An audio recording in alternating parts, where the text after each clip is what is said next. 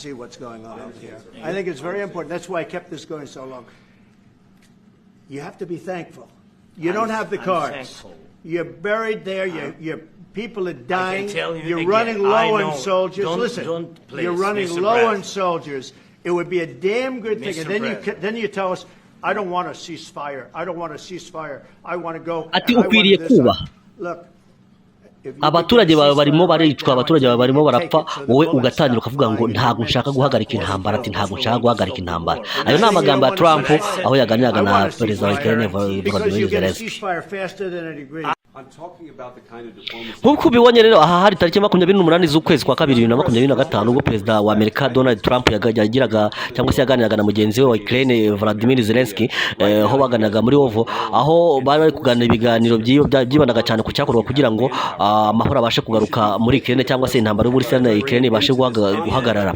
Hanyuma muri ibi biganiro rero, ibiganiro ubona ko byajemo umwuka utari mwiza, aho wabonaga ko ari ibiganiro bimeze nkaho byazamuye uburakari bukomeye cyane ku mpande zombi, ariko ukaba wakibaza ngo se byatewe n'iki. Rero nta kindi cyatumye uburakari bugenda buzamuka mu byo biganiro bagiranaga, ubwo perezida wa Ukraine Volodymyr Zelensky yavugaga ko perezida w'Uburusiya atari umuntu w'umwizerwa. Ibi byahise bituma Trump arakara cyane, amubwira ko ameze nkaho ari kubetinga ngo habeho intambara ya gatatu y'isi.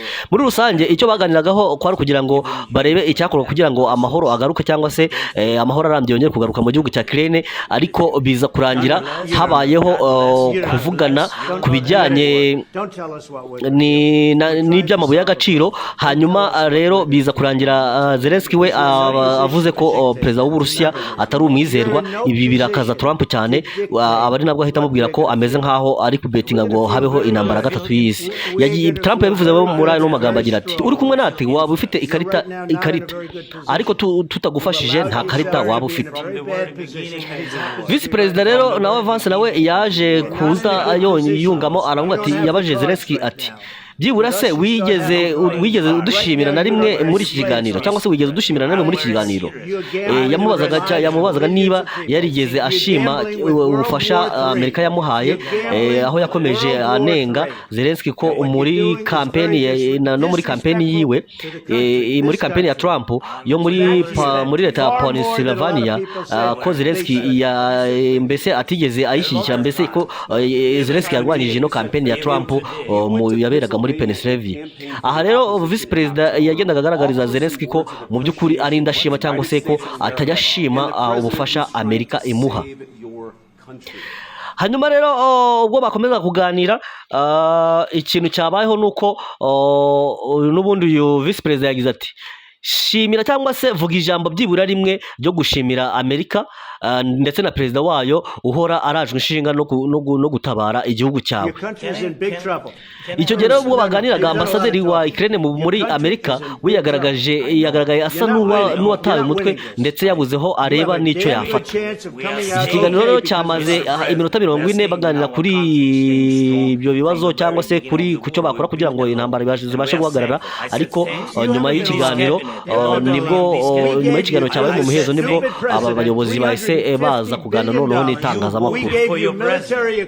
Gusobanura rero ku bijyanye n'uyu mwuka mubi, ubundi umwuka mubi wazamutse ubwo Trump yasabaga Ukraine ko bazayifasha, ariko nayo ikagira ikintu itanga. Mbese ni ukuvuga ngo bari bayibwiye ati, twe turagufasha ariko nawe uremera ko dusinyana amasezerano y'ibijyanye n'amabuye y'agaciro.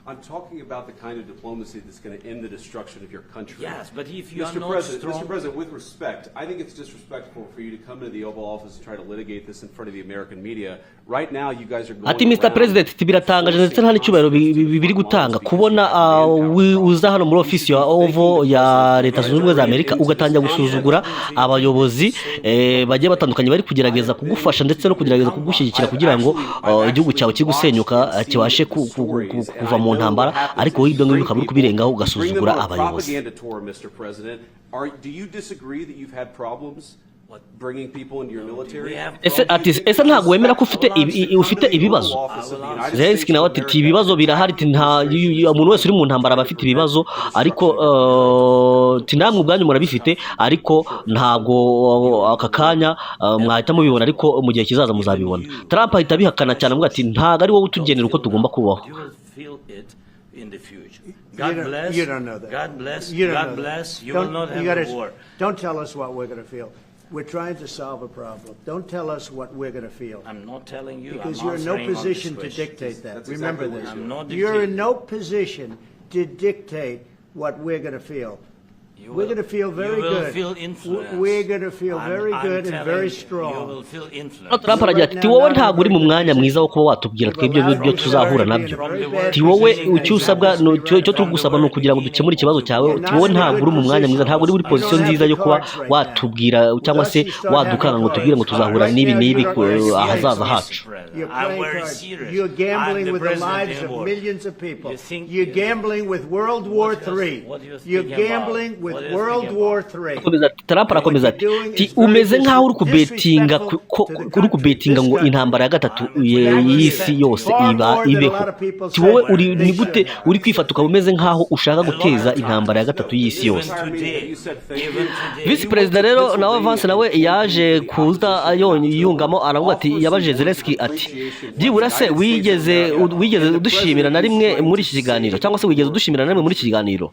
Yamubazaga niba yarigeze ashima ubufasha Amerika yamuhaye, aho yakomeje anenga Zelensky ko muri kampeni no muri kampeni yiwe muri kampeni ya Trump yo muri leta ya Pennsylvania ko Zelensky mbese atigeze ayishyigikira, mbese ko Zelensky yarwanyije ino kampeni ya Trump yaberaga muri Pennsylvania.